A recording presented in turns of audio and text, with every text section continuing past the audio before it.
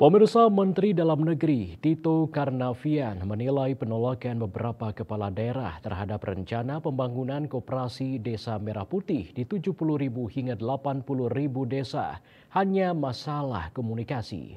Oleh karena itu, Mendagri akan mengundang sejumlah asosiasi kepala desa dan perangkat desa untuk berdialog membahas koperasi tersebut.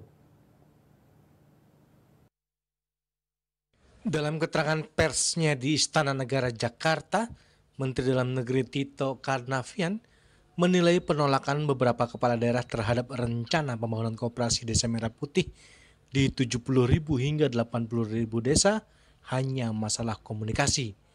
Oleh karena itu, Mendagri menyebut dirinya bersama Menteri Koperasi Budi Aris Setiadi akan mengundang sejumlah asosiasi kepala desa dan perangkat desa untuk berdialog membahas Desa Merah Putih. Beberapa asosiasi yang diajak diskusi diantaranya adalah Asosiasi Pemerintah Desa Seluruh Indonesia, Perkumpulan Aparatur Pemerintah Desa Seluruh Indonesia, dan Badan Permusyawaratan Desa. Terlepas dari itu, Mendagri menekankan Koperasi Desa Merah Putih merupakan terobosan yang dibuat Presiden Prabowo Subianto untuk meningkatkan kesejahteraan warga desa di seluruh Indonesia. Nah, ini menguntungkan desa.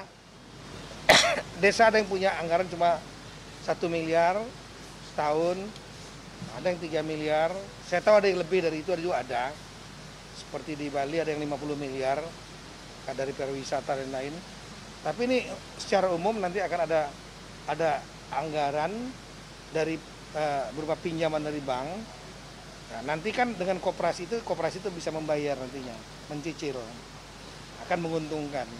Nah, kira-kira seperti itu, sehingga kita perlu melakukan kami akan Bapak Menteri Koperasi, kami Mendagri, kami Menteri Desa, kita akan dialog dengan teman-teman kepala desa, asosiasi kepala desa, asosiasi perangkat desa, asosiasi badan musyawarah desa, supaya mereka betul-betul memahami pemikiran dari Bapak Presiden. Dan ini untuk kepentingan semua bersama. Pasti menguntungkan desa.